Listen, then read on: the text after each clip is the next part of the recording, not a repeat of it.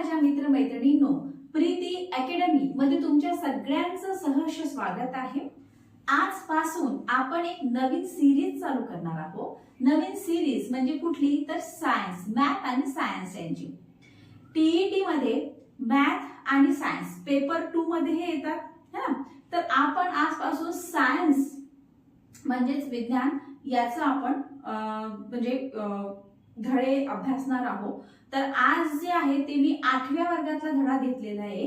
ठीक आहे, असं आपण आज 8व्या वर्गातला घेतला, 8वी कंप्लीट करूया, मग 6वी 7वी ओके असं करू आणि हे संपूर्ण झालं की त्यानंतर मग आपण पीवायक्यू बघू की पीवायक्यू मध्ये कुठले कुठले आणि कशा कशा प्रकारचे प्रश्न उत्तर येतात। ठीक आहे, व्हिडिओ खूप जास्त प्रमाणात महत्त्वाचा आहे। जर समजा व्हिडिओ तुम्हाला आवडल्यास नक्कीच लाईक, सबस्क्राइब आणि शेअर करायला विसरू नका। ओके, चला व्हिडिओ स्टार्ट करूया। बघा, सजीव सृष्टी व सूक्ष्मजीवांचे वर्गीकरण हा आपला धड्यांचं नाव आहे। आता बघा सजीव सृष्टी आणि सूक्ष्मजीव, आता कसं आहे की धड्यामध्ये जे काही हे असते ना म्हणजे लक्षात ठेवायसारखे ते पात्र ते लिहिलं राहतं ना, ते सगळ्यात जास्त इम्पॉर्टंट राहते, कारण की ते पेपर मध्ये विचारलं जातं। ओके, बघू आपण काय असते सजीव सृष्टी सूक्ष्मजीवांचे वर्गीकरण, हा आपल्या धड्याचं नाव आहे। बघा आता इसवी सन 1935 मध्ये कार्ल लिनियस, इसवी सन 1935 मध्ये कार्ल लिनियस यांनी सजीवांना 2 सृष्टीमध्ये विभागलेले आहे। इसवी सन 1735 मध्ये कार्ल लिनियस यांनी सजीवांना 2 सृष्टीमध्ये विभागले। कुठले कुठले तुमचं, एक वनस्पती सृष्टी आणि दुसरं प्राणी सृष्टी। हे झालं।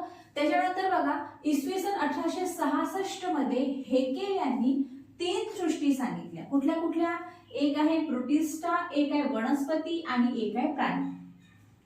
आलं लक्षात? आता बघा इसवी सन 1925 मध्ये चॅटन यांनी सजीवांचे 2 गट केले, एक आहे आदिकेंद्रकी आणि एक आहे दृश्य केंद्रकी। बघा आपण काय बघत आहोत, आपण बघत आहोत सायन्सचा वर्ग 8 वर्ग 8 जो आहे ना त्यामधला हा धडा आहे एक सायन्सचा। तर सजीव सृष्टी आणि सूक्ष्मजीवाचे वर्गीकरण हा धड्याचं नाव आहे। त्याच्यामध्ये आपण बघितलं की 1735 मध्ये जे एक कार्ल लिनियस होते यांनी सजीवांना 2 सृष्टीमध्ये विभागले, एक आहे तुमचं वनस्पती आणि एक आहे तुमचं प्राणी सृष्टी। त्यानंतर आपण बघितलं की 1866 मध्ये मग हेकेल यांनी 3 सृष्टी सांगितल्या, ते म्हणजे प्रोटिस्टा, वनस्पती आणि प्राणी। ठीक आहे, आणि मग आपण बघितलं की 1925 मध्ये चॅटन यांनी सजीवांचे 2 घटक केले, एक आहे तुमचं आदिकेंद्रिकी, एक आहे तुमचं दृश्य केंद्रिकी। इसवी सन 1938 मध्ये कोपलँड यांनी सजीवांना 4 सृष्टीमध्ये विभागले। कुठले कुठले त्या 4 सृष्टी आहे, एक आहे मोनेरा, प्रोटिस्टा, वनस्पती आणि प्राणी। ठीक आहे, पेपर मध्ये येण्यासारखेच प्रश्न आहे म्हणून तुम्हाला सांगत आहे। आता बघा 2011 या जनगणनेनुसार पृथ्वीवरील जमीन व समुद्र यामधील सर्व सजीव मिळून 87 दशलक्ष जाती ज्ञात आहेत। लक्षात, 2011 ची जे जनगणना झाली त्या गणनेनुसार पृथ्वीवरील मध्ये समुद्र आणि तुमचं हे जमीन यामध्ये सर्व सजीव मिळून किती आहे, 87 दशलक्ष जाती ज्ञात आहे। आणि सजीवांचे गट व उपगट बनविण्याच्या प्रक्रियेला जैविक वर्गीकरण म्हटलं जातं। हे लक्षात ठेवण्यासारखं आहे की सजीवांचे गट व उपगट बनविण्याची जी काही प्रक्रिया आहे त्या प्रक्रियेला जैविक वर्गीकरण असं म्हटलं जातं। आता बघा हे तर झालं जैविक वर्गीकरण। ओके, आता याच्यामध्ये महत्वाचं सगळंच आहे, पण आता येण्यासारखं काय काय पेपर मध्ये की कार्ल लिनियस आणि सजीवांना किती भागामध्ये विभागलं, तर 2 भागामध्ये विभागलं, एक वनस्पती प्राणी सृष्टी। हे पण विचारलं जाते की कोणी 3 सृष्टी सांगितल्या, तर मग आपल्याला ते सांगता आलं पाहिजे की हेकेल यांनी 3 सृष्टी सांगितल्या। मग आता हे पण विचारते की 3 सृष्टीपैकी वेगवेगळे नाव देण्यात येईल आणि हे कुठला आहे, म्हणजे कुठलाही प्रश्न तुम्हाला विचारता येऊ शकते, विचारला जाऊ शकते, तर आपल्याला लक्षपूर्वक करायचं आहे का। ठीक आहे, 25 मध्ये चॅटन यांनी सजीवांचे 2 गट केले, आदिकेंद्रिकी आणि दृश्य केंद्रिकी। आणि जी कोपलँड आहे यांनी 4 सृष्टीमध्ये विभागले, एक आहे मोनेरा, प्रोटिस्टा, वनस्पती व प्राणी। झालं हे। आता 11च्या गणनेनुसार पृथ्वीवरील जमीन आणि समुद्र यामध्ये सर्व सजीव मिळून 87 दशलक्ष जाती ज्ञात आहे आणि सजीवांचे गट आणि उपगट बनविण्याची प्रक्रिया त्याला जैविक वर्गीकरण असे म्हटले जाते। सूक्ष्मजीवांचे वर्गीकरण हा आपण बघू आता की सूक्ष्मजीवांचे वर्गीकरण कशा प्रकारे केले जाते।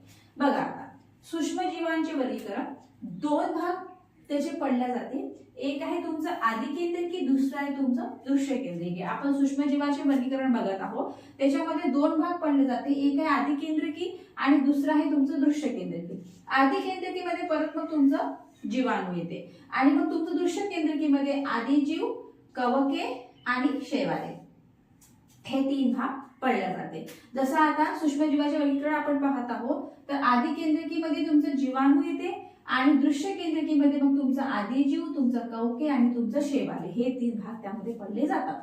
आता बघा सूक्ष्मजीवाचे परिमाण, हे जे सूक्ष्मजीव आहे ते मोजण्याचे परिमाण आहे ते कशा प्रकारे मोजल्या जाते, ठीक आहे। बघा तुम्ही लक्ष द्या।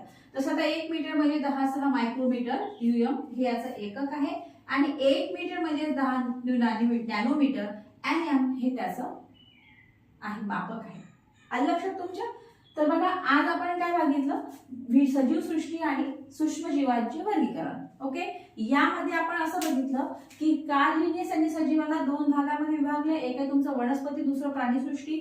त्यानंतर हेकेल यांनी तीन सृष्टी सांगितल्या। साल काही एवढं विचारलं जात नाही, तुम्हाला फक्त हेच विचारलं जाते की कोणी काय सांगितलं। तर हेकेल यांनी तीन सृष्टी सांगितल्या, जसं प्रोटिस्टा, वनस्पती आणि प्राणी।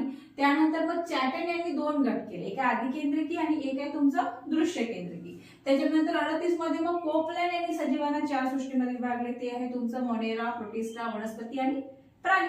त्याच्यानंतर बघा की त्यांनी सांगितलं की सर्व सजीव मिळून किती आहे, 87 दशलक्ष जाती ज्ञात आहे, जमीन आणि प्राणी मिळून किती पूर्ण प्राणी येते। आणि सजीवांचे गट व उपगट बनवण्याच्या प्रक्रियेला म्हटलं तर तुमचं जैविक वर्गीकरण।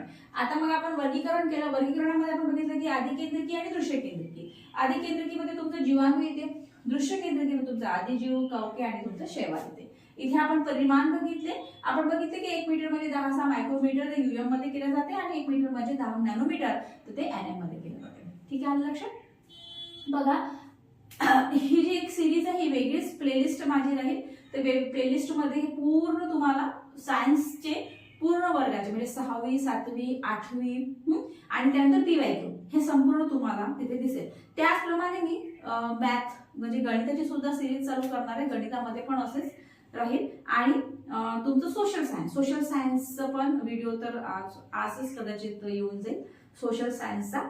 त्याच्यामध्ये पण हिस्ट्रीमध्ये पण एक धड्यांचं आपण बरोबर पद्धतशीर विश्लेषण बघू। आणि हो, नोट्सची जर कुणाला गरज लागत असेल तर मला तुम्ही कमेंट बॉक्समध्ये नक्कीच मेसेज करा, म्हणजे त्यानुसार मी तुम्हाला प्रोव्हाइड करू शकते, ठीक आहे। ठीक आहे, मग या व्हिडिओमध्ये एवढंच आणि या जो पुढचा जो भाग आहे तो आपण पुढील व्हिडिओमध्ये बघू, ठीक आहे। थँक्यू।